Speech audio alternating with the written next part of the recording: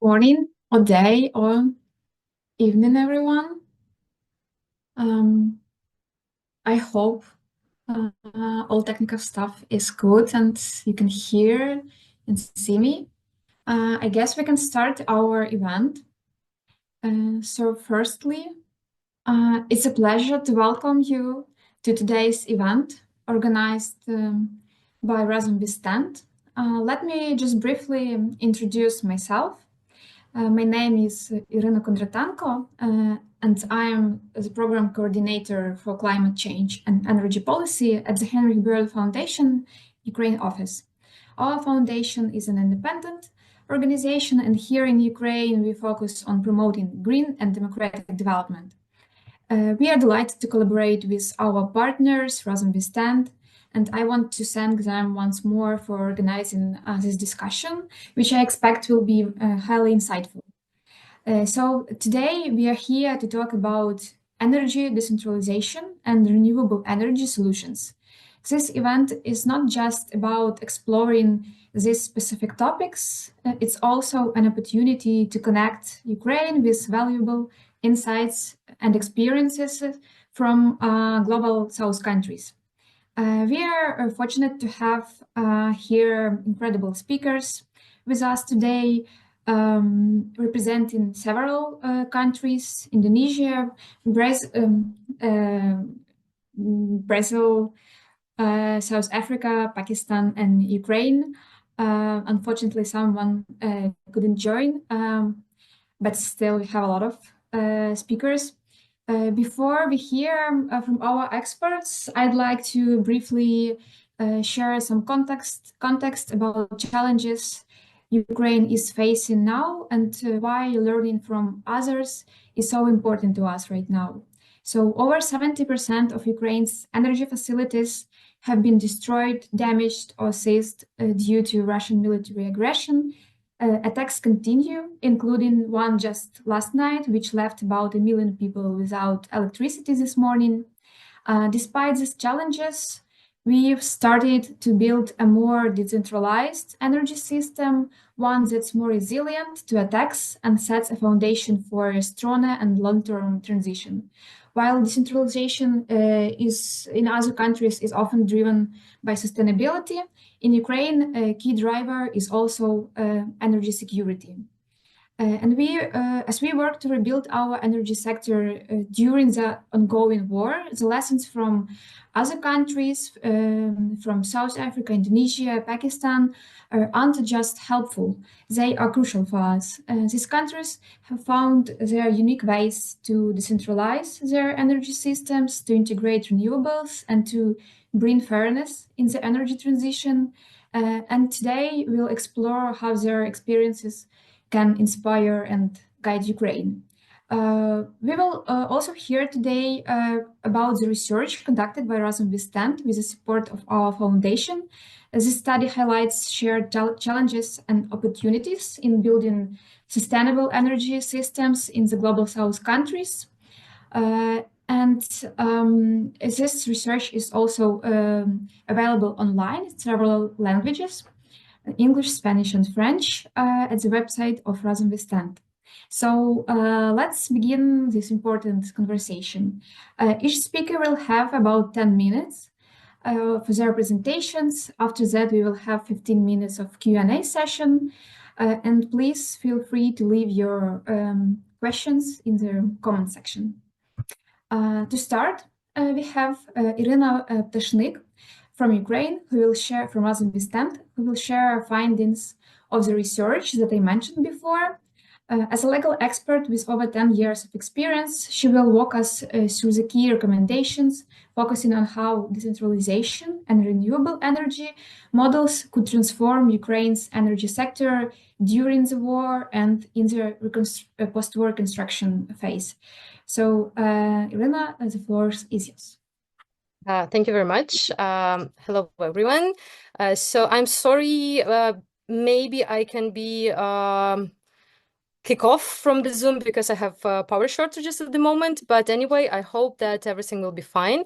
So I would like to share the presentation. I hope that you can see it. I would like to walk you through the main findings that we did regarding targeted countries of Global South and how their experience towards mini-grid projects, microgrid projects, decentralized energy, how their experience can be used in Ukrainian case. Firstly, let's start with the some statistics that at the moment today, even in 21st century, we have more than 100 billion people worldwide who lack access to electricity. Before 24th of February 2022, Ukraine never was in that list. We have never faced the situation with electricity shortages, but after the brutal targeted attacks on Ukrainian energy infrastructure, we facing at the moment and are facing for the last almost 3 years losing our grids, losing our generation capacity. So just like to give you a very short overview from the before we lost Crimea in 2014, Ukrainian energy capacity installed generation was approximately 55 gigawatts, and as of now we have only 13 of operational power generation. I think that after today's brutal attacks that were conducted by Russia in the morning, I think it's even less. So because all Ukraine now facing power shortages, we have electricity only for 2 hours per day at the moment. We in Razom We Stand, together with our partner, the Heinrich Böll Foundation, decided to analyze the experience of Kenya, Brazil, South Africa, and Indonesia, because each of these countries has some similar characteristic that makes it very to compare it with Ukrainian situation. I will explain you later how. And to be honest, clean energy decentralization at the moment can solve a lot of problems that our countries are facing. And that's why we would like to, we are working and we continue working. And I know for sure that our partners also continue working, lobbying the transitioning from traditional, let's say, using of fossil fuels and shifting to renewable energy sources. So I would start with the Kenyan experience, which actually offers us a very interesting case study of the developing country which prioritizing the renewable energy. At the moment, Kenya is the leader in off-grid solar adoption in Africa. And mini grids are increasingly being deployed to serve rural communities. As of 2023, Kenya has about 62 fully operational mini grids and 28 under construction. And what is even more important is that the renewable energy and transition to renewable energy can create a lot of a lot of green jobs in different sectors. I mean, in green jobs in wind sector, in solar power sector, in biomass, and so on. And as on example of Kenya, we can see that Kenya's green economy could create up to 2,100 jobs by 2030. And for each 1 megawatt of mini grid capacity, approximately 800 full-time equivalent jobs could be designed.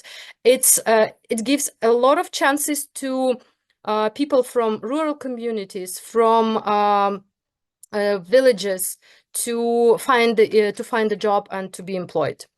Another very inspired case is South Africa. I think that our speakers from South Africa will tell even more. I will just only present our findings. So South Africa is I would say has a similar characteristics as Ukraine because approximately 85% of national electricity in South Africa was generated by coal-fired power plants, power stations. The same was in Ukraine before beginning of this year and last year. A lot of, almost all our coal power plants were either destroyed or damaged. And at the moment, companies are working on that, how to not to rebuild old coal-fired power plant, but how to replace it by renewable energy. And historically, South Africa South Africa's energy sector was dominated by a state-owned company, which actually was relied heavily on coal.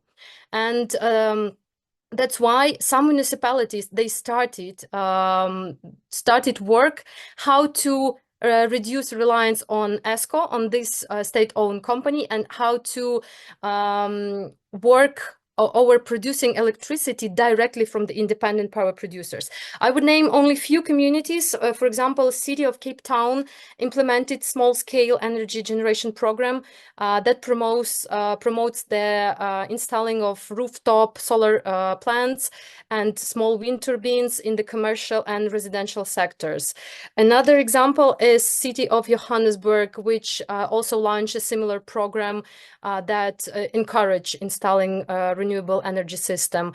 And I think that these examples can be even more. I hope that Richard later will stop on that as well. Brazil, another country which we also were analyzing. Brazil has a very inspiring experience as of 2023 achieved a significant milestone in its energy sector with almost half of energy mix was produced by renewable energy. I think it's really a very great example. And but anyway, Brazil also can show us that the mini grids projects, microgrids projects, they are very useful for the rural areas or for the those municipalities which are located in very difficult, in the regions which are very difficult to in which this electricity can be difficult to be transferred. So, for example, Brazil changed its legislation, made the amendments, and gave the chances to microgrids. And for example, in Amazon region, where actually mostly of communities using diesel generators. Obviously, using diesel diesel generators create a lot of pollution and create a lot of approximately 3 million tons of carbon dioxide annually, and it allows to produce only few hours of electricity per day. That's why Brazil to make the decision to complete and to implement a microgrid project in the whole Amazon River, and it's already started to be implemented. Indonesia, as the same in the south with the South Africa experience, and the same as with Ukraine, Indonesia has the largest coal power fleet in South Africa. Oh, sorry, in South Africa, in Southeast Asia, and again, all the countries, they are understanding that to rely on the fossil fuels will not bring us anywhere. So Indonesia implemented long-term strategy for low carbon and climate resilience, and showed the desire to move away from coal and to towards renewable energy and achieve net zero emissions by 2060. For Indonesia, implementing mini grids and microgrids projects, it's also very important because the country has more than 17,000 islands, and many of the communities are very isolated. And that's why Indonesia has increasingly adopted microgrid projects to improve energy access. And the same as country can, by using that, by using these projects and by implementing these projects, can create almost 1,100 jobs by expanding its clean power capacity. So basically, I would not take that much time, because you can read much more in our research in 3 languages, in English, Spanish, and French, using the link, which will be at the end of the presentation. I would stop here regarding the country's experience, and I would just want to summarize with a conclusion what Ukraine can do and which lessons Ukraine can take from the mentioned countries. Firstly, and I think it's personally me, I think that it's most important that decentralization, that implementing of all of projects, I mean, mini grids projects, microgrids projects, off-grid projects cannot be completed and cannot be implemented without involvement of local communities, without involvement of local population. And that's why for Ukraine, it's very important that the government should make the strategy how to work with the local communities, especially in the regions that were very that were destroyed by Russian attacks. And also, what is even more important, that our energy, that the energy production should be diverse and should be diversified. For example, using the experience of Brazil and South Africa, by using local resources such as wind, solar, biomass, thermal power, as in Kenya, because at the moment Ukraine is very actively working on implementing solar rooftops panels, and not like, of course, working, but not that actively on wind generation and biomass and so on. Also, what is even more important, that microgrid development can be a practical issue for electrification of communities, and which lesson also can be taken. That's a very good experience of Kenya, that such projects as mini grids, microgrids, they are always connected with innovative financial models, and helps people to pay for energy directly using the installed panels, or using the installed wind turbines. And yeah, I will stop here.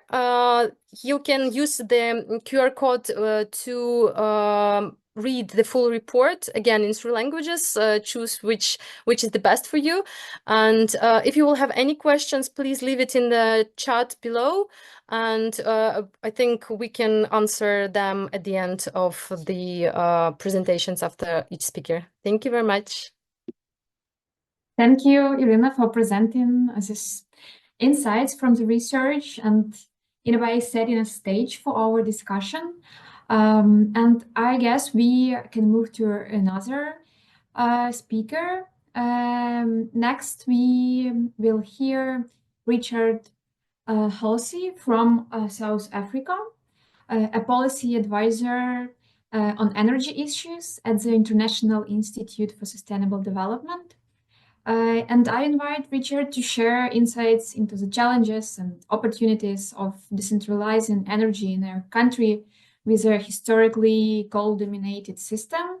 And these perspectives on just transition is especially relevant to Ukraine, as we also face the task of transforming a centralized energy system into more decentralized and resilient, with while rebuilding Ukraine back better after the war and during the war. Ukraine also had before war a large share of coal generation, but during the war, so far, a big share of it was destroyed.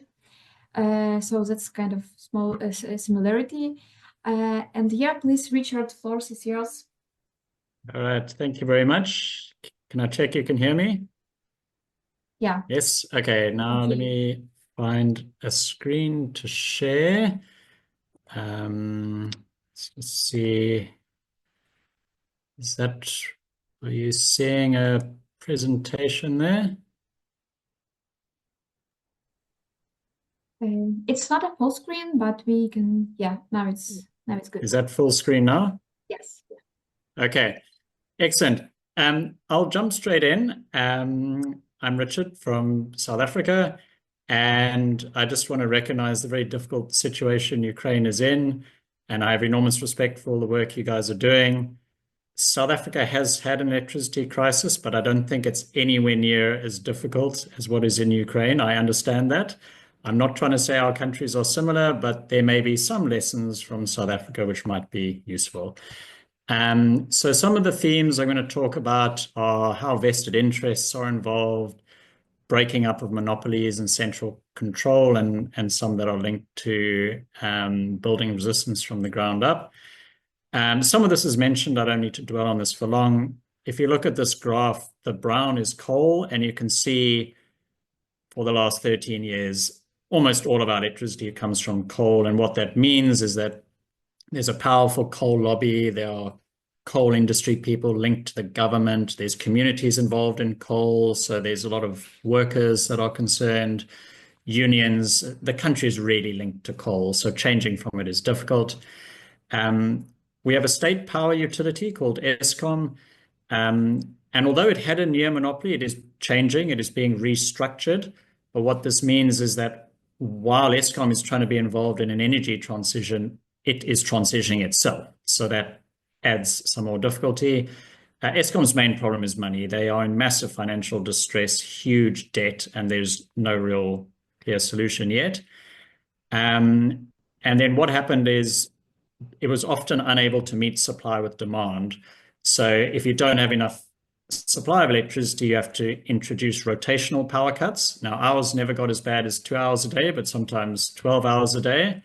This is a graph showing that in 2022 and 2023, like that's the number of hours that they introduced rotational power cuts, which we called load shedding in South Africa. And that was then deemed a national crisis because these numbers vary depending which report you look at, how much the effect on the economy was, but it was a lot. I mean, businesses, everyone needed electricity. So what happened is people started taking things into their own hands. And if you look at this graph of imports, this is imports of solar panels. And that red block is the same as the years when load shedding got really bad. So you can see customers decided we're going to just import our own sort of power generation. There were obviously diesel generators as well, but now that the price of solar has come down, this was the first choice for a lot of people because they didn't want, if you live in like a block of flats, you don't want a diesel generator running inside. That's not so great. So just on that, so things you can do there, if you want to encourage imports, you can reduce import taxes and those kind of things. There's ways to encourage that if you want. The problem what South Africa experienced is what I've termed here a planned versus an unplanned transition. On the left side there, you have government as a framework for just transition, and you want to try and have it coordinated and orderly. But because consumers were building their own infrastructure, what that meant is that there is lower demand from the electricity from the utility, which leaves a smaller customer base with them, which is often the low-income households that can't afford to buy their own diesel generators or solar panels. So while all these off-grid solutions offer a quick fix, there are some social implications of that to the rest of the users of the grid. So I'm just going to go through about sort of 5 themes on a lesson each, about 1 minute per one. So in terms of national planning, we have an electricity infrastructure plan, and it pushes to extend life of coal plants, use gas at a high rate, and build new nuclear. And the problem is the independent modeling, of which there are a lot of groups, doesn't support this. We also don't have an integrated energy plan to link electricity with liquid fuels and all the rest. So our electricity infrastructure plan is called the IRP, and these are just some headlines of the responses to the latest one, basically that it's incorrect, economically damaging. You see what I've highlighted in blue there. There was lack of transparency, and it really didn't deal with the problem. So what you've got is you have a national planning process which doesn't seem to give a good solution, and then all the independent modelers come and have a look and analyze it, and then they spend another year redoing the national plan, and this just hasn't actually helped much. So the potential lesson here is that if at the start you have collaboration between your independent groups, the utility and the government departments, and I put here using open source modeling, because then you can see what's going on. At the moment, it's very difficult for us to engage with the government plan because you can't see how they've come up with it. And at least if you get all parties involved to work together on the solution, it might happen faster in the required timeframes. We've now had 5 years of the same electricity infrastructure plan, and it still hasn't been finalized. And that's just too long. We need something sooner. And number 2 is around procurement of renewable energy, and this is at a national scale, so it's distributed, but it's national. And we had a program for renewable energy. It started in 2011. It won all sorts of international awards. And by March 2024, there have been a lot of projects concluded all over the country, so it is decentralized. It's good.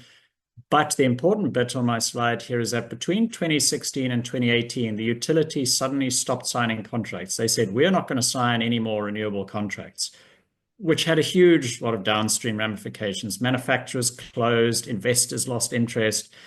And you might ask, well, why did this happen, right? And this is a slide from a conference in 2015. And the prices of renewable energy were coming down. So, in 2010, they were expensive. But by 2015, renewables were now competitive with fossil fuels and nuclear. And what it appears has happened is that people who wanted coal and the fossil fuels to stay there basically put the brakes on renewables. And this was some analysis which was done after the fact by people who then went and modeled the whole thing and said, if those vested interests and political interference hadn't happened with the renewables program, in other words, if the renewables program had just carried on as it was, none of that load shedding would have happened and all those economic consequences of the load shedding. So basically, by getting in the way of renewables, the economy really suffered. So, which is sad, obviously, for our country. So, I think the lesson there is if you can find a way to make sure that national government and utility meaningfully support renewable energy with actions, not just words. We get these policies saying, oh, we support renewable energy, but then actually what happens on the ground is different. And to prevent the legacy systems from delaying the transition. I'm not saying this is easy to do, but the experience in South Africa is that's what you should try and do. Okay, last couple of lessons. This is one on failed short-term solutions, right? Now, we had a thing called the risk mitigation. It's a long name, but we call it the RMI 4P. Risk here was around load shedding. So I said, oh, we've got load shedding. Let's design a short-term tender to get some power on the grid quick. And basically, if you look at the tender, it was rigged so that the gas suppliers would win, and Car Powership, who do gas supplies on ships, won almost all of the tender. But when you analyzed it, it just didn't, the whole sort of contract didn't make sense. Every project had to do everything. It couldn't charge from the grid. It couldn't trade with each other. So basically the result was even the solar and battery projects that got in were much more expensive than they should be. And after 3.5 years, eventually the Car Powerships all got scrapped anyway. So the lesson here is even if you're in a crisis situation, don't allow opportunistic and false solutions to basically waste time and resources. That whole risk mitigation project has not helped our energy supply in a way that was cost effective. The fourth point, my second last one, is around grid capacity. And basically, if you look at this colorful map, the colorful bits are where South Africa has really good renewable resources, but the gray bit is where we have no grid capacity. So the problem is there's an overlap. Everyone wants to build renewables, but there's no grid there. Now, the follow-on from this is that there was a massive lack of communication. The government put out a tender for 3.2 gigawatts of wind. They had 4.1 gigawatts of wind people apply for that. And the bit I've highlighted there is at the media announcement to sign the projects, the department said, oh, sorry, we cannot sign a single project because there's no grid available. And what is amazing about this is that it would cost millions of rand for these potential bidders to put in these bids, they have to do environmental compliance and all sorts. And somehow they didn't know that there wasn't any grid available. So I think the lesson here is that you really need free availability of up-to-date information on your electricity system so you can plan. I mean, you can't plan what to build if you don't know how the whole system is working. And you might just need to accept that you need to put your renewable projects in places where the resource isn't that good, but at least you're able to use it. And my final lesson is around regulatory reform. There's some good examples in South Africa, but they could be better. One of them allowed municipalities to buy and generate their own electricity, which is good. That was some release of the control that the government had. But in some cases, the conditions are now so onerous that it's still difficult to do. Probably the most important one was around removing the need to license a renewable or a power generation facility, because licensing with the regulator used to take a very long time. So they removed that license. And as you can see by this graph, where that red arrow is, as soon as they removed the need to license these projects, the number of projects just went up hugely. And that has helped a lot with alleviating our electricity shortages. And the last one is what was touched on earlier around the small scale embedded generation. This is for people at a residential level. And the problem in South Africa, if we look at that map, the different colors mean in some areas there's a process for doing it. In other areas, the process is starting, and in other areas, there's no process at all. And even in the areas where there is a proper process, they all differ. It differs into how you apply, what the tariffs are, what the metering and the technological compliance is. It's just there's no uniform standard. So the very last message I've sort of got here is that changing your regulations can allow non-state actors, communities, households, businesses to act quickly.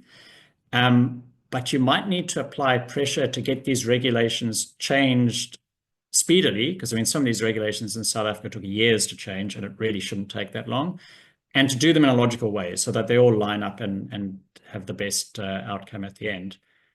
And that's some lessons from me, but happy to take questions or respond to them later.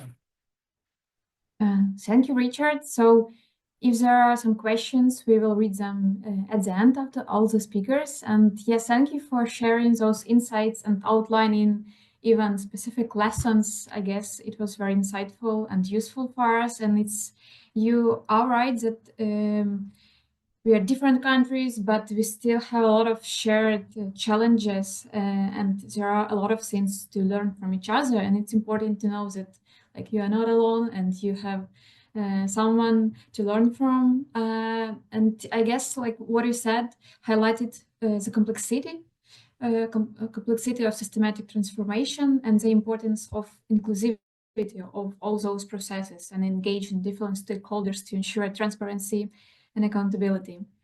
And now we will move to another speaker from Ukraine, Anna Zhotenko, who will talk more about situation in Ukraine. Given the ongoing threats to our unified centralized energy system and a significant losses in centralized generation, it has become very crucial to rethink our own energy architecture. And restructuring toward decentralized systems supported by distributed networks and alternative energy sources is a key to ensuring resilience and sustainability for us.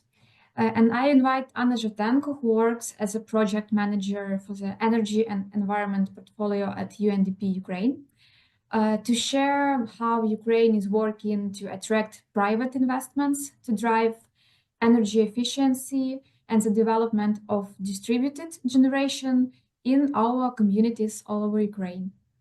Anna? Thank you very much, Irina. Thank you for inviting me to speak at this event. Do you see my presentation? Yeah, we can see Super. it. All right. Then let's go. I want to describe a bit. Oh, sorry, I can't. Yes. I want to start from what was said and complement with the information or with the results from the energy damage assessment made by UNDP and the World Bank.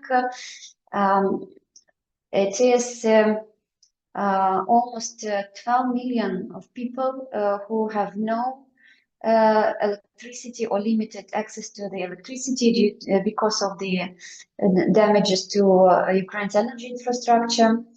And our project, funded by Global Environment Facility, helps to mitigate a bit, at least, this situation. We developed the energy service mechanism in Ukraine very shortly. This is the way of cooperation when the private investor funds the energy efficiency measures in public buildings and municipal entities, and then receives a return of their investments from the verified savings. So here is the main principle of energy service mechanism. And our team helped to develop the changes to the legislation, particularly to the procurement procedure for energy services, and made it very short. I'm trying to find, yes, here it is. It was 9 months before, and now we shorten it to 3 months only, which makes now the energy service mechanism is one of the fastest ways for communities to attract funds and receive the solar power plant for their hospital, for example, or for water facility. We also made some changes which allowed a wider range of the public buildings to participate in this modality. So it resulted in the increase of the number of signed contracts, as you see, due to pandemics and then full-scale invasion. The number of ESCO contracts decreased, but now in 2024 we see the rise again. And here you can see that 90 ESCO contracts has been concluded in 2024, attracting $24 million into energy efficiency measures for municipalities. And after the contract is paid, these municipalities will own the installed solar power stations, installed storage capacities, and all the measures, energy efficiency measures that were implemented in their municipalities. We are now piloting 5 different modalities, and one of them is installation of solar power stations. And as you see, 43 contracts are already launched, and more contracts are at the tendering stage. This is the modalities I was referring to. First of them is classical thermal modernization of public buildings. Our project prepares energy audits for this to launch this modality. We also do feasibility studies for example, water facilities modernization, and feasibility studies for installation solar power stations to water facilities and hospitals. We also, another modality is street lighting, and the fifth way to engage energy service company is co-financing, which is called enhanced ESCO partnership. This way, the community contributes with their financial resources or the equipment they have. For example, they could receive some equipment from the sister city or from some producer for free, and then they need additional funding to procure the installation services and some additional equipment to install this station, so they can cooperate with energy service company to do this. So for now we have 46 contracts in ESCO thermomodernization, and as you see, the saving is from 17 to 70% in some cases, and the duration of the contract varies from 10 to 15 years. 43 ESCO contracts has solar power station plant in their plants. Some of them are already installed. I will show you the cases later, and some are at the installation phase. As I said, the full cycle of this installation, from the tender announcement till the commissioning the station lasts about 6 months.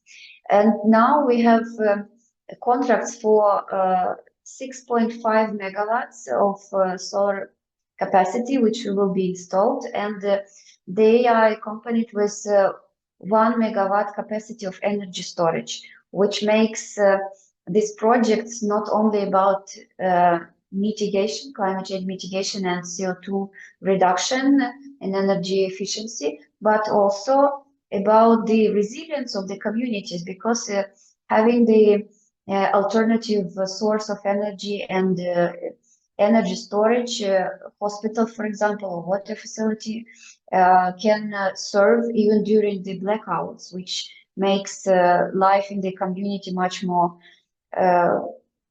comfortable, and critical social services can be provided.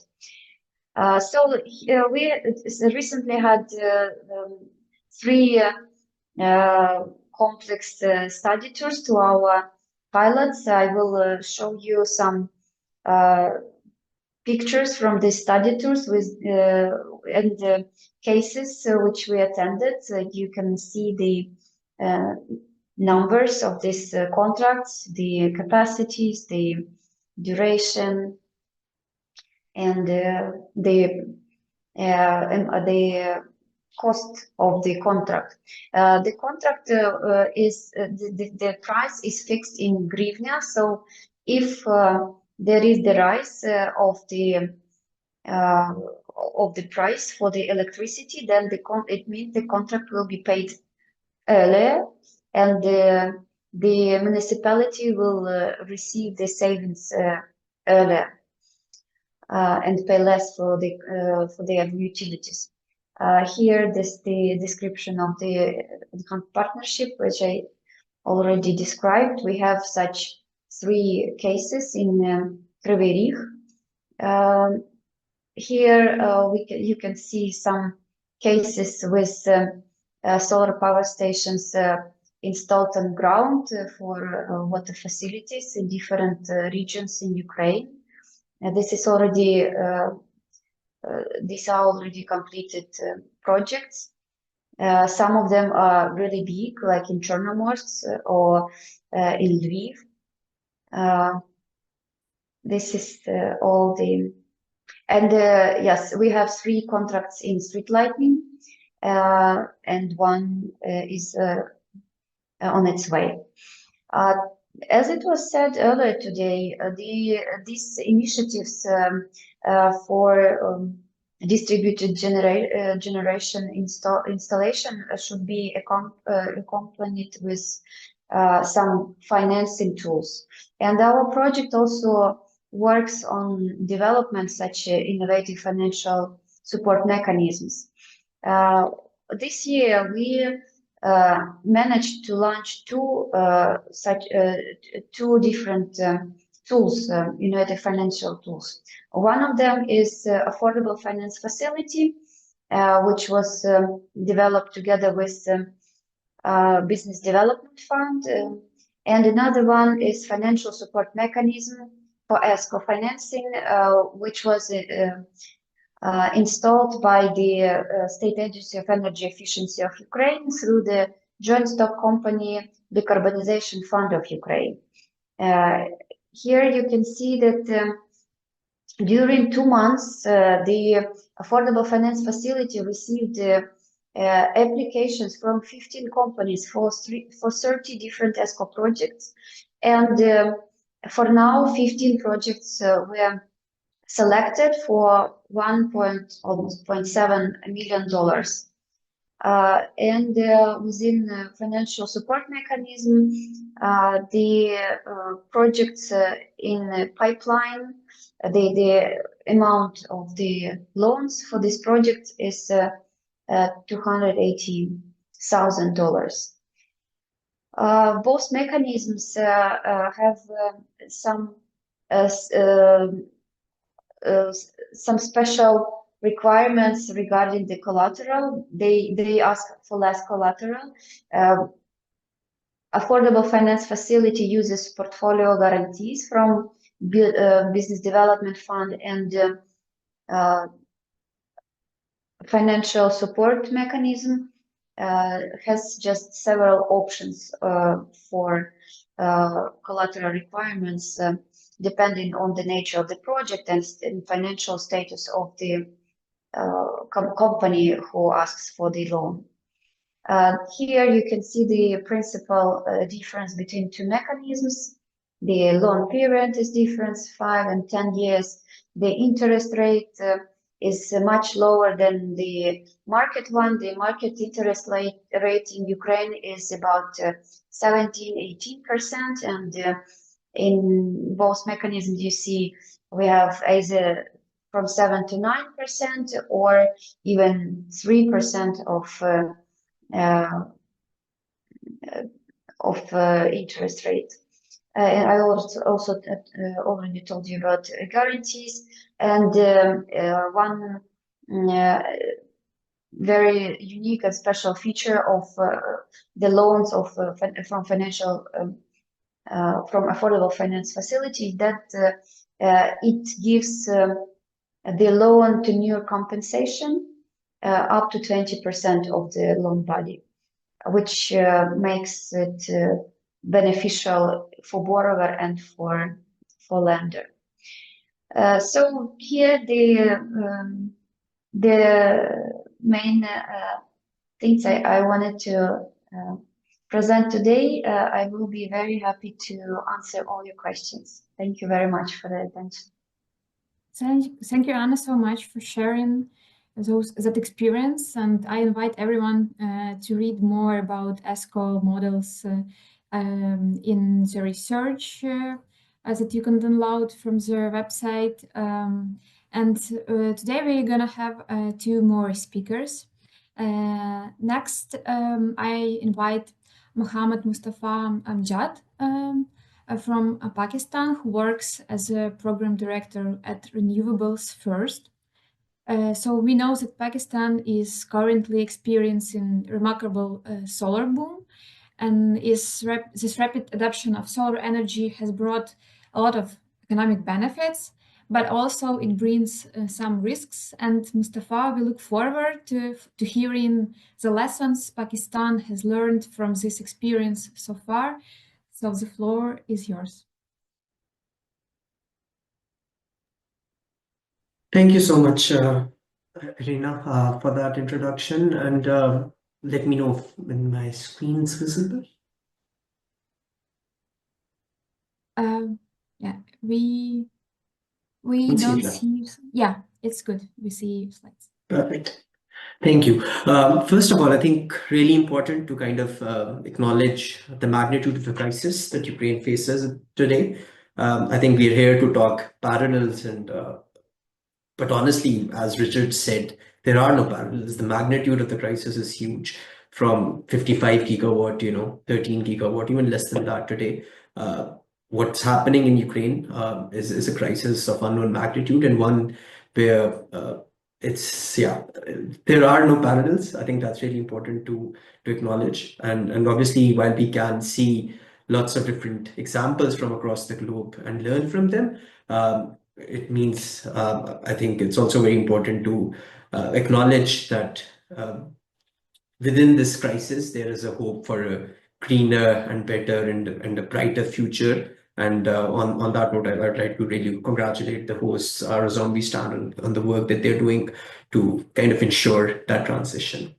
So what happened and what transpired in Pakistan, I think the good thing about going after South Africa is you can already see a lot of parallels on what kind of motivated this energy transition in Pakistan. So all of the lessons that Richard highlighted in his presentation, Pakistan essentially backs it up through evidence of their role. So all of those crises replicated in Pakistan. Our motivation was a bit more economics. But nonetheless, I think it's still pretty similar to some of the situation that South Africa faced. Yet the magnitude of this transition in Pakistan was one that was really, really astonishing in terms of the scale and speed of the solar boom in the country. First of all, I think to set context, Pakistan has around 46 gigawatt of installed capacity. We have ambitious targets for VRE installation on the grid. We wanted to have 30% VRE by 2030. So VRE essentially is wind and solar. But unfortunately, Pakistan hasn't been able to kind of deliver on the renewable energy ambition that it could have or should have. And there are lots of reasons for that, some very similar to South Africa. So we were having a lot of load shedding back in the 2010. We were unable to, in some areas, there was no electricity for almost 12 to 14 hours, especially in rural areas, there was a lot of load shedding. So the government was essentially fighting a crisis of adding more capacity to the grid. And in such a situation, Pakistan is one of those countries that actually invested in wind and solar before they started investing in coal. So we actually set up renewable energy projects in the early 2010s, and coal came in a bit later when financing came through from China under the CPEC. But essentially, Pakistan had a very similar situation where renewable energy, especially wind energy, was taking off. And we saw lots of different developers and investors willing to invest in the country. Again, the mindset of the existing grid was we cannot accommodate a lot of renewable energy. So they decided to put to stop to that. They decided to, set up barriers against that. So what happened in Pakistan was we decided that we are not going to procure any more renewable energy through the feed-in tariff or the existing system, and we would rather shift to an auction mechanism that kind of put a brake on renewable energy adoption. And in that brake essentially is when we saw that RLNG was quite cheap globally in international markets. So Pakistan decided, let's set up RLNG projects and let's set up, imported coal projects because we have financing coming in from China. So that is where a lot of thermal capacity generation was added to the grid. And the crisis of all of this imported fuel essentially is one that the world now has learned post the Russia-Ukraine crisis. So Pakistan was no different. Again, depending on a lot of imported RLNG and spot markets, what transpired in the early 2021, 2022 period was Pakistan was unable to secure any RLNG cargoes from the spot market. We saw Europeans coming into the RLNG market of Asia, essentially, buying whatever RLNG molecule was available on the market. That meant the price going up, and countries like Pakistan, who couldn't compete, obviously, financially, had to, accommodate all of this imported fuel costs. So Pakistan, pretty similar, had to go through this crisis as the prices of imported fuel went up. So did the tariff for grid electricity. So Pakistan's grid tariff went up by almost 155% in the last 3 years, and that essentially meant that the sale of electricity went down. So we can clearly see that as Pakistan saw some economic recovery post the COVID period, yet that was followed by lesser sales on the grid and an increasing cost for electricity on the grid. So what transpired in this period essentially was a monumental shift where the people of Pakistan decided, okay, we're not going to pay expensive electricity, and they were looking for alternatives. So Pakistan, again, with the proximity of China, with the land border with China, and no tariffs on solar panels coming in from China, had a wonderful opportunity to capitalize on that, and boy, they did. So almost 16 gigawatt of solar panel was imported in the last fiscal year. This is again something that we currently see replicating and duplicating in this year as well. Some estimates, our estimate is almost around 27 gigawatt of solar panel have come into Pakistan in the last 4 to 5 years. And to set that into context, it's almost 23 times the installed utility solar capacity. It's almost 1/3 of our total installed generation capacity, and it's almost half of Pakistan's peak demand. So it's a huge quantum of solar energy that has a solar panel that has come into Pakistan, and ultimately a lot of it has been deployed. What essentially allowed this to happen? Again, like I said, China's supply glut. So having that proximity in terms of location to China, Pakistan was able to, as there were tariffs being set up in Europe and in the US against Chinese solar panels, and China was oversupplying, overproducing panels as well. So it presented a good opportunity for countries like Pakistan and Southeast Asia to capitalize on that market. So solar panels were available as cheap as 17 cents per watt in Q4 last year. So exactly that is what allowed a lot of people to shift away from expensive grid electricity, which was costing almost 13 to 15 cents per unit, while solar was providing an alternative at almost 2 to 3 cents per unit. And consumers ultimately reduced their dependency on the grid. So they shifted load towards more decentralized solar. We saw that for the first time in Pakistan's history, GDP was delinked to the grid sales of electricity. So clearly there were alternative mechanisms coming in, and people started setting up alternative methods of acquiring and meeting their energy demand. So I really wanted to drill down a bit on what were the demand side factors that motivated this. So while the number of consumers on the grid was increasing, electricity sales plummeted for almost all the consumer classes. So we saw for domestic consumers a 13% decrease in electricity consumption. Whoever could afford was moving away from the grid, so they were setting up net metered or independent setups of solar panels on their rooftops for commercial CNI sector. We saw lots of shops and businesses shifting away from the grid or moving towards net metered connections.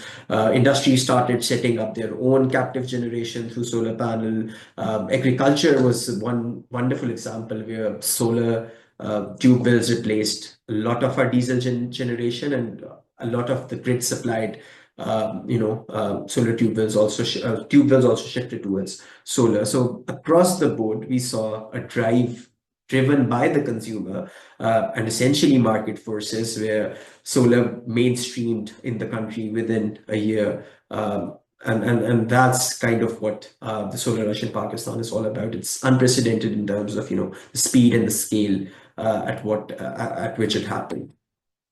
I also wanted to highlight again, pretty similar to South Africa, a lucrative net metering policy was offered in Pakistan, and the government really didn't plan for it, right? So if we look at the government's estimates in terms of central planning, they were hoping to add almost 2.2 gigawatt of net metered solar connections in the next 10 years till 2034.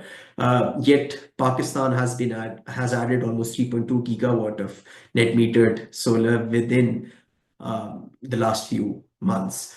We went from 2.1 gigawatt to 3.2 gigawatt within 6 months. And that is quite astonishing. And that is where I think one of the key lessons that I could also highlight is that, central planning often tends to overlook the magnitude and the scale at which people can actually lead the energy transition. So on that note, I think really important to understand that what transpired in solar will also transpire in battery, because with storage, with battery prices going down, it's following a similar trajectory to the one that we saw solar panels follow. And what that means is that lithium-ion batteries or BESS systems will become mainstream pretty soon, and the signal a really important warning to grids and utilities as well, that they are in a utility that's spiral, that they have to modernize, that they have to re-envision themselves and re-envision their role to accommodate the ongoing and the upcoming energy transition, essentially. So, key lessons. I think that's where I wanted to spend some time. And the Great Solar Rush in Pakistan redefines the energy transition, not just in Pakistan, not just in Global South, but across the globe.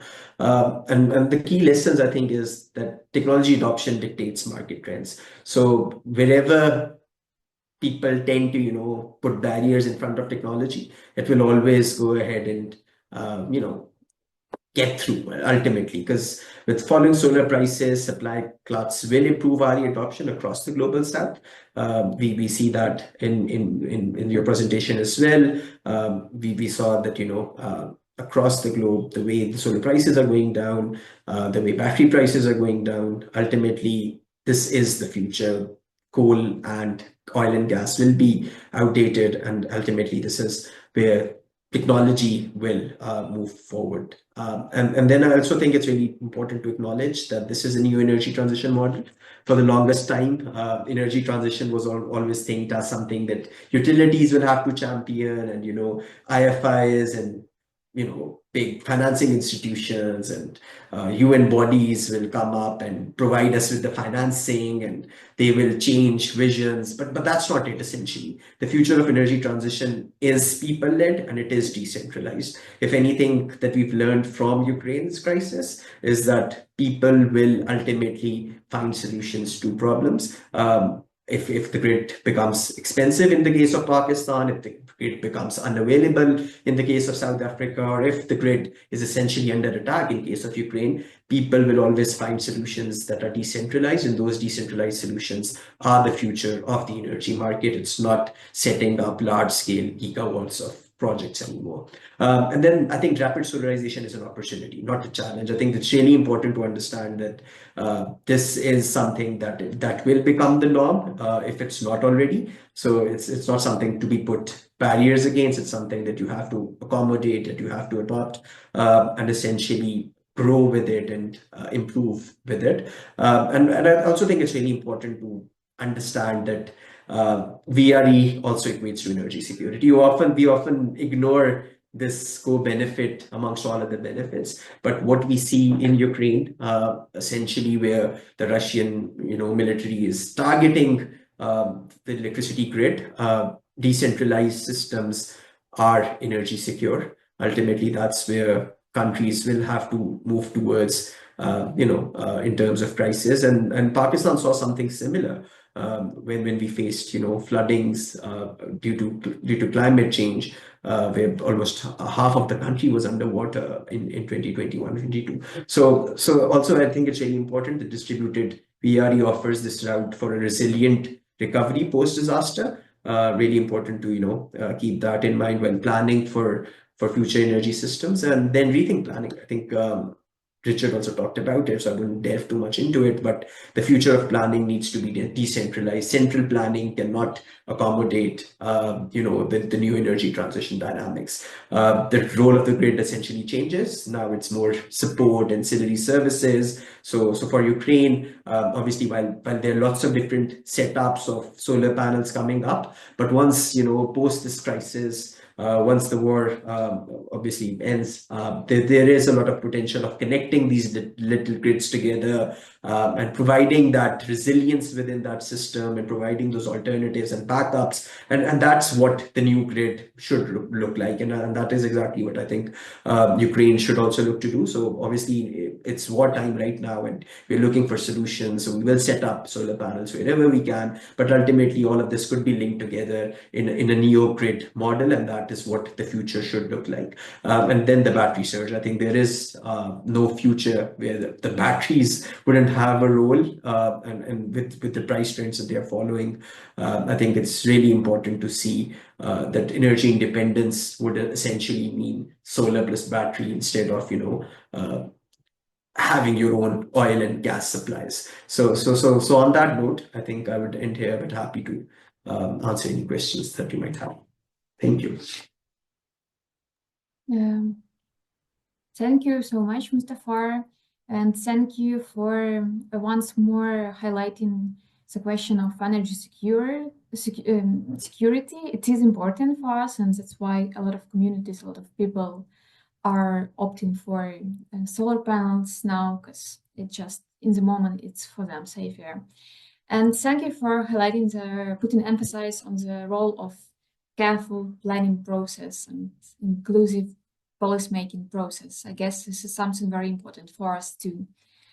And now we will move to our last speaker. I am happy to invite Jerry Asmoro from Indonesia, who works as a digital campaigner at the Indonesia team at 350.org. And I invite him to share about Indonesia's journey in phasing out coal and transitioning to decentralized renewable solutions, including innovative microgrid projects in remote areas. And just to mention something about similarities between Indonesia and Ukraine, we, just like Indonesia, Ukraine has committed to phasing out coal.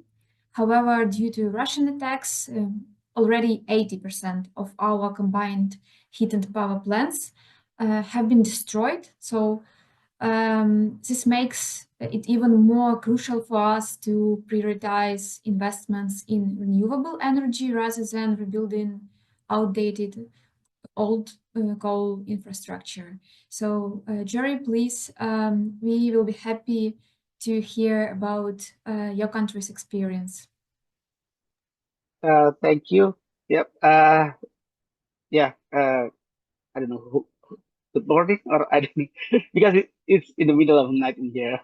But sorry, I'm late because it will be my friend who's speaking here. But she's apologized and cannot make it, so yeah, that's why I'm here. Yeah. Yes, thank you for joining. Yeah. Okay. I can share. You can share just. Yeah. Okay.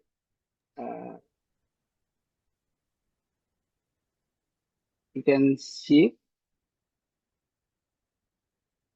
Wait.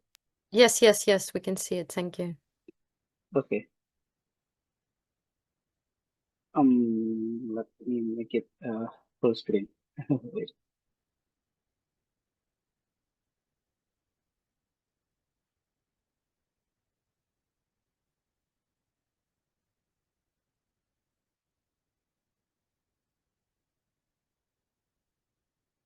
Okay. I think I can start with the story about the community-based renewable energy for Indonesia. Why actually this is our current campaign as a 350 in Indonesia, because yeah, as the mentioned before, we're still struggling to close the coal project in Indonesia, especially coal. Coal is not only coal.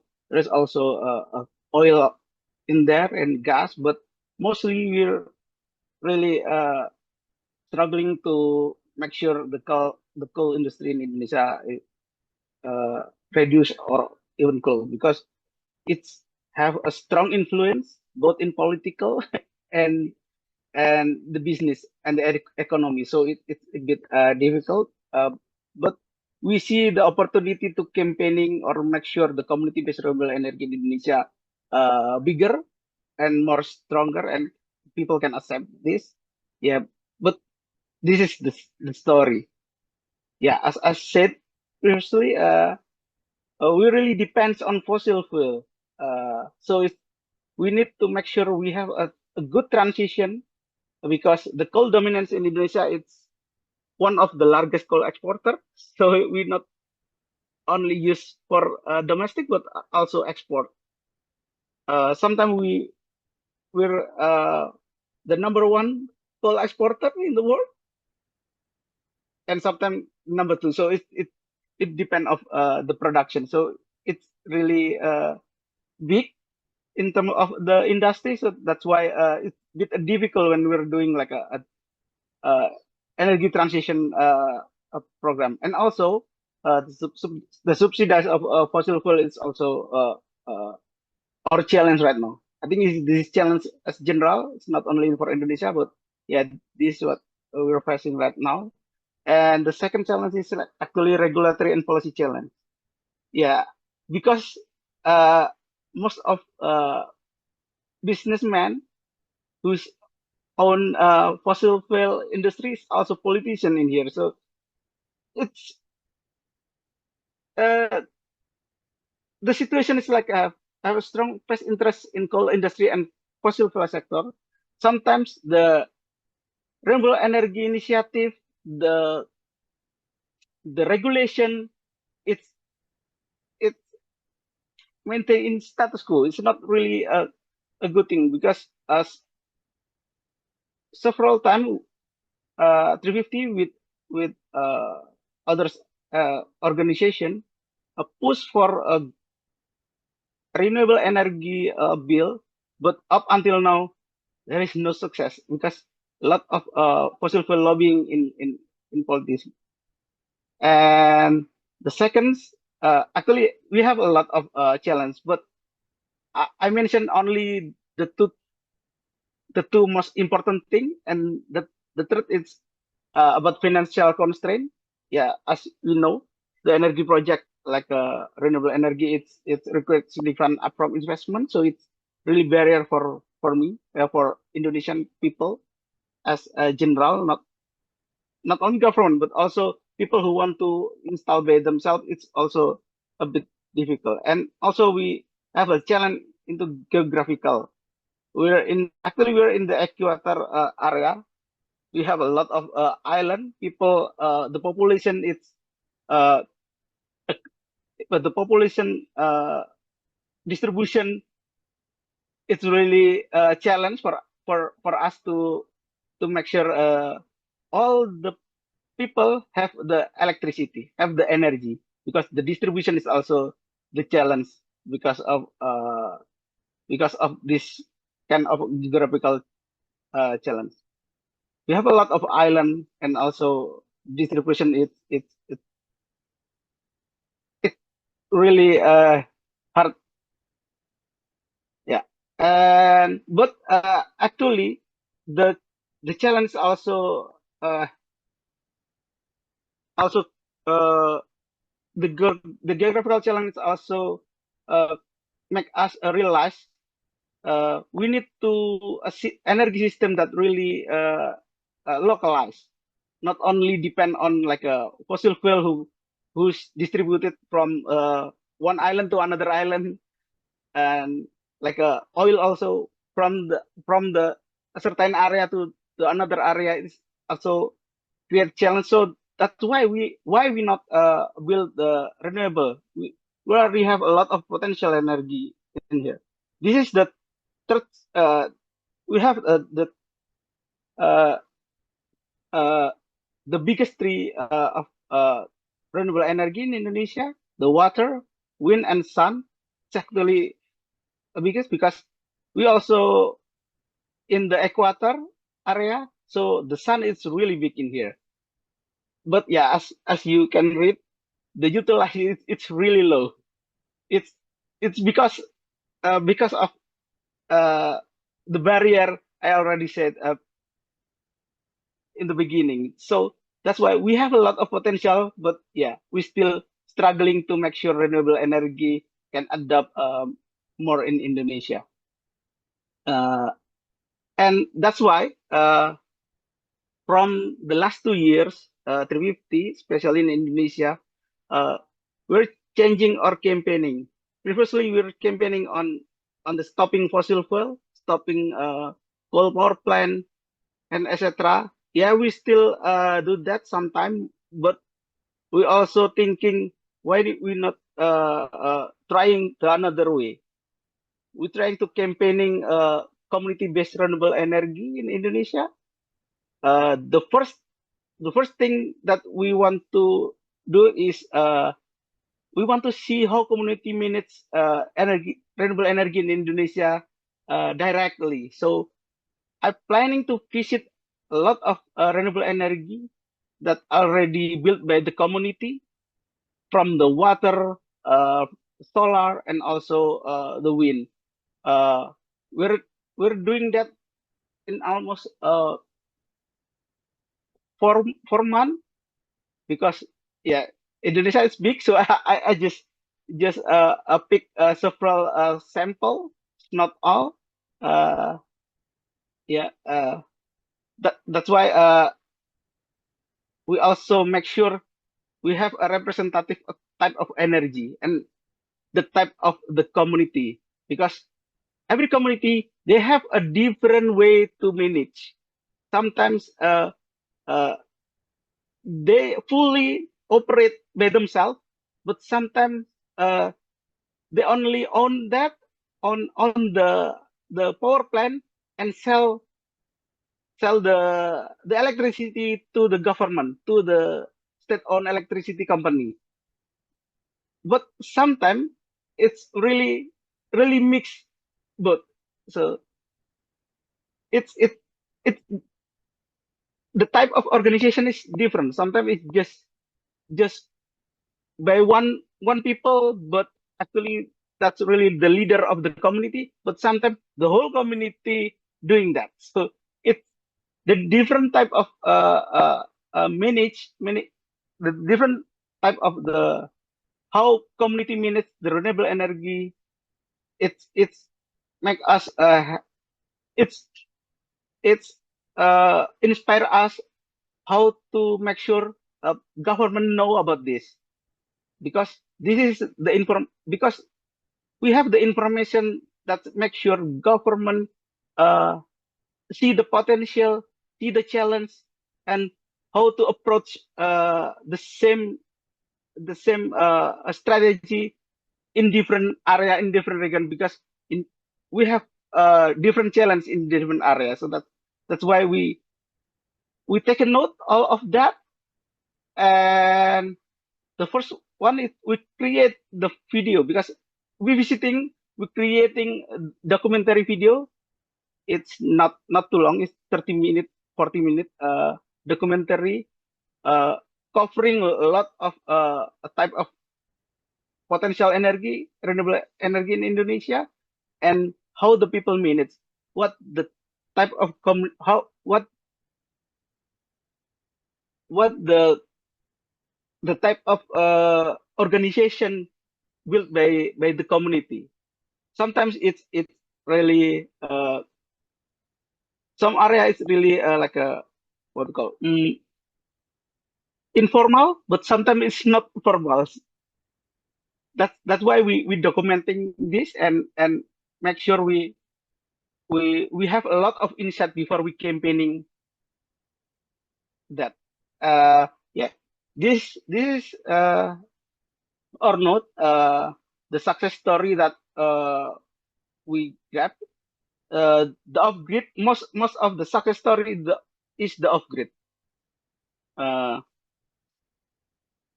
Making electricity is the main one, and because in that areas also have fossil fuel energy, so they use fossil fuel energy as a backup. But the main one is from renewable energy, and they also doing like a cooperation, like as an independent power producer. It's the electricity it's sold to state-owned electricity company, as I said before. This is also the success story, because they can mix uh, the management. Yeah, they still have the power plant, the renewable energy power plant, but the maintenance it paid by a state-owned electricity company. So the community still have the benefit as owner, not really sell all the power plant, because in some area the community sell all their power plant to state-owned electricity company, so they don't have any benefit anymore. But we see, because some of community only sold the electricity, not the power plant, they still have the benefit. As they have income every month from sold the electricity, and also we see the electricity price is not affected by instability price of fossil fuel, because they have the same price. Jory, just yeah. ask Henry to spend maybe just the last minute Okay. for some conclusions. Thank you. I can make it fast. And okay. Sorry. Why this?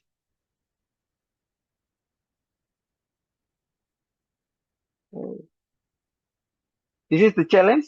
Yeah, the lack of technical and management skill is one of the challenge. How they can maintaining it's also the challenge. And how they can expand the current grid, the small grid on the area is also the challenge.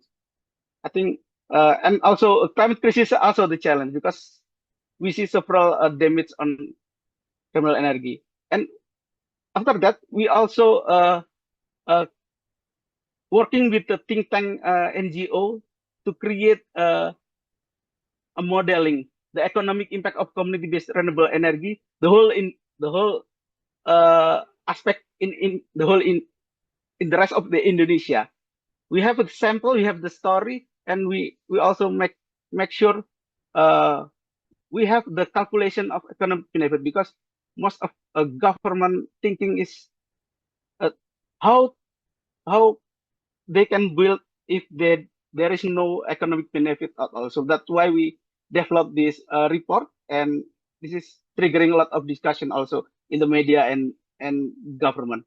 That's I think that's the two things we already done for renewables energy community in Indonesia. Yeah, Yes, thank you. Thank you, Jerry, so much. Yes, thank you for sharing the importance of local actions and community-based renewables projects.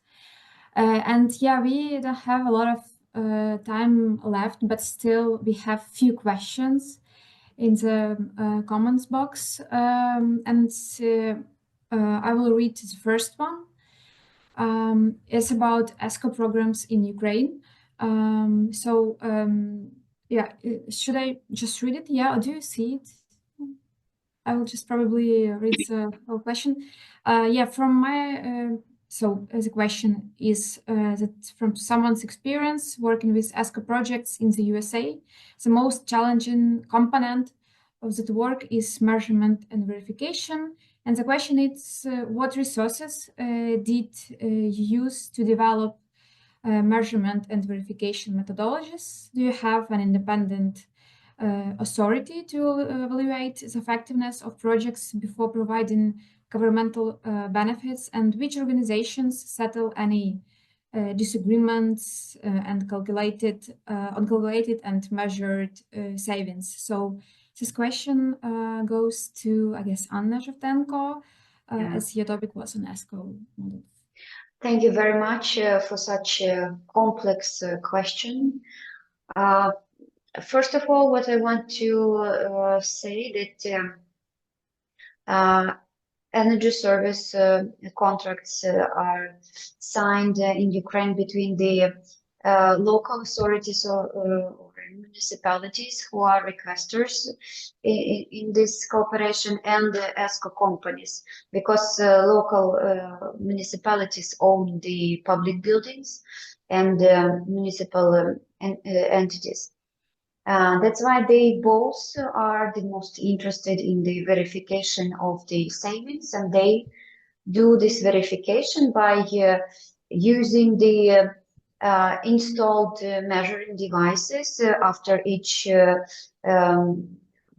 energy efficiency measures implementation. These devices, if they were not there before, are installed by the ESCO company and used for the verification of the savings and for monitoring of the consumption of the energy and other resources, and by the building utilities. So simple difference between the rate of the consumption they had before these measures and after is calculated as savings.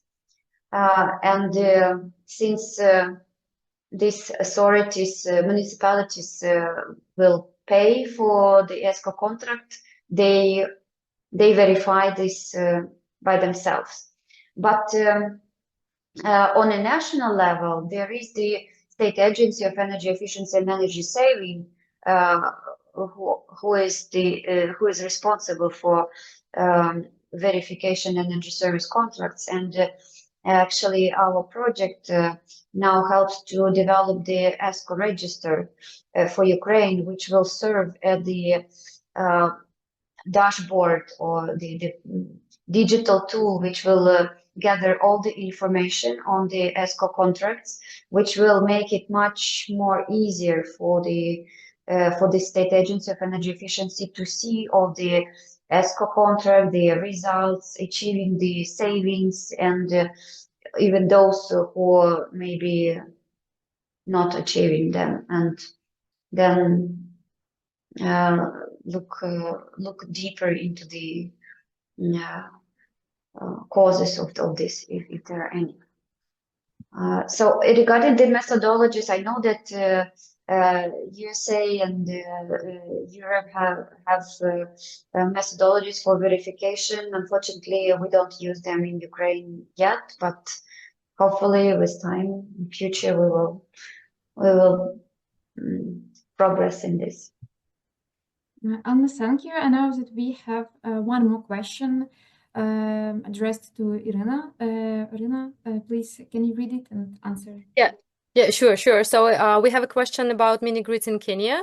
And the question is, since more mini grids are connected to the main grid, who is balancing the entire system? What are the issues of getting energy from the main grid and feeding excess energy back to the main grid? And alternatively, do mini grids try to store excess energy? So basically, what I can answer regarding this question is that the Kenya, not that long time ago, by the Energy Act dated 2019, adopted the regulation which provides a framework for the government to develop energy plans and to regulate electricity distribution. And also this act allows for net metering, enable small-scale producers to sell excess power to the grid. But during the research that I conducted on the countries that were presented, I mean, Kenya, Brazil, Indonesia, South Africa, Ukraine as well. The main problem is that we, like all our countries, and please correct me if I'm wrong, we have the old the old main grid, which sometimes is not able, but either cannot take the energy from renewables, or there is need to be the renovation and so on and so forth. So that's the main challenge for each country that were researched. So that's why if answering this question, that's the main challenge that the Kenya and all other countries faces as well. And to be honest, again, if answering only the Kenyan experience, Yes, government adopted the legislation, but mostly NGOs and mostly some private investors, they are trying to work on mini grids, on microgrids, helping implementing that. Government, they are also trying by creating some projects, but not that successfully as, for example, private investments or NGOs can do. So that's what I can answer regarding that questions, and I'm passing back to Irina. Yeah, thank you so much. So now I'd like to give maybe each speaker just possibility to say 1 or 2 sentences as conclusions. And before that, just personally for me, I just wanted to say that today's dialogue reminds us that rebuilding Ukraine's energy system is not an isolated task. It's a part of actually global movement for sustainable, equitable energy systems. And I guess this shared knowledge and solidarity really can turn those challenges into opportunities. Let's start maybe from Richard to say just final conclusions and words. Sure. Well, thanks to everyone who spoke and for organizing. I've certainly learned a lot as well. Very briefly, I would say sometimes working in the energy space, I've been doing this for 12, 15 years, can be difficult, particularly with some of the challenges that we've talked about. But there is enormous opportunity, particularly with the decentralized kind of solutions. Never before has there been a cost-effective way that people can really engage in producing their own sort of energy as there is now. So I think we should focus on the opportunity and the innovation that is available rather than all the roadblocks. We'll get there. That's my my summary. Thank you. And Mustafa, please. Yeah, thank you so much, Renan. I think I started with what an immense crisis Ukraine is facing, but again, I think it's also very important to understand that this is a process of learning and unlearning.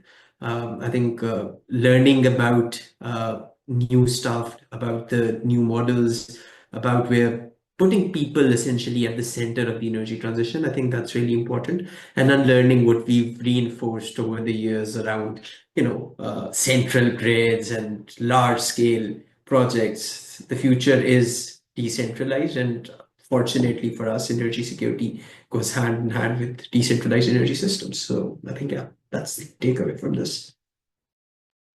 Thank you. And Jerry, maybe please share with us just 1 or 2 sentences of your conclusions. Yeah, I agree with decentralization is the future, and it will be solve a lot of problems from climate to energy stability. Yeah. Yes, thank you. And Anna, you're next. First of all, thank you very much for inviting to speak today and share experience from Ukraine. I think that even such horrible crises as which we have here, we need to use as an opportunity, and we do use it as an opportunity to build more resilient energy system in Ukraine, to increase share of distributed generation, and this is the part of our green transition. And if we do this with communities, we empower local municipalities and enabling or promoting energy service. We also strengthening the cooperation between local municipalities and business.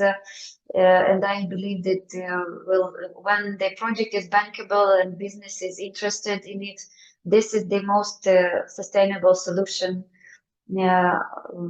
which then business will just proceed with it. So thank you. Thank you for this important event you organized. Thank you, Anna. And finally, Irina, I invite you to share your reflections today's discussion. Yeah, I would say we have in Ukraine, we have such a phrase regarding the Mustafa that you told, that learning and unlearning.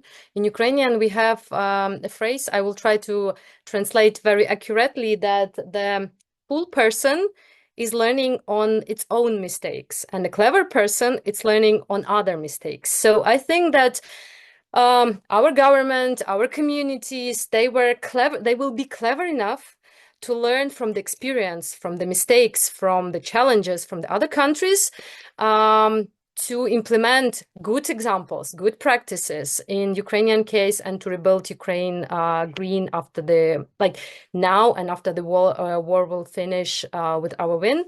And I hope that this event, it's a first step when we have the mutual benefits by Ukraine can be listened by Global South, and the Global South can be listened by Ukraine. I mean that our voices can become stronger, and I hope that we put the very good start by this event, by the research, and I hope that we will conduct more. And that's not the